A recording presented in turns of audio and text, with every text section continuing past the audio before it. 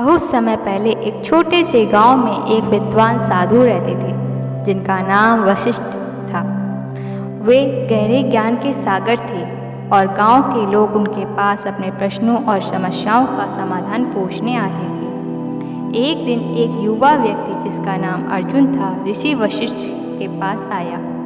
अर्जुन को ज्ञान की गहरी भूख थी, लेकिन वह समझ नहीं पा रहा था कि सच्चा ज्ञान कैसे प्राप्त किया जाए। गुरुजी, मैंने सारी किताबें पढ़ ली हैं, लेकिन मुझे सच्चा ज्ञान नहीं है। क्या आप मुझे इसका कारण बता सकते हैं? ऋषि वशिष्ठ ने कहा, तुमने बहुत पढ़ा है, लेकिन अर्जुन, क्या तुमने उन बातों को अपने जीवन में उतारा है? ऋषि वशिष्ठ ने जंगल की ओर कहा, जंगल में एक पुराना वृक्ष है, वहाँ जाओ, उसे ध्यान से देखो, लौट कर मुझे बताओ कि तुमने उससे क्या सीखा।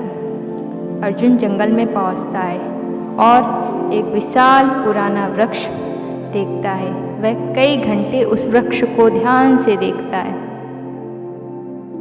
अर्जुन ने वृक्ष की जड़ों और शाखाओं को देखा, लेकिन उसे कुछ खास नहीं समझ में आया। वह निराश होकर लौट आया। अर्जुन, गुरुजी, मैंने वृक्ष को देखा, लेकिन मुझे कुछ विशेष नहीं दिखा।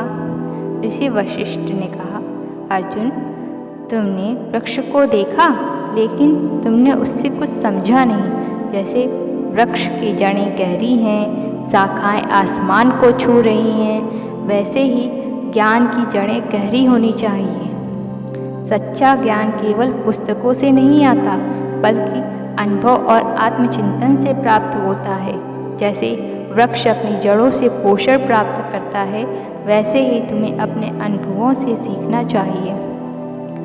अर्जुन ध्यान मुद्रा में बैठकर अपने जीवन में उन शिक्षाओं को उतारने की कोशिश करता है। अर्जुन ने सीखा कि गहरा ज्ञान केवल शब्दों से नहीं, बल्कि अनुभव और साधना और आत्मचिंतन में छिपा होता है।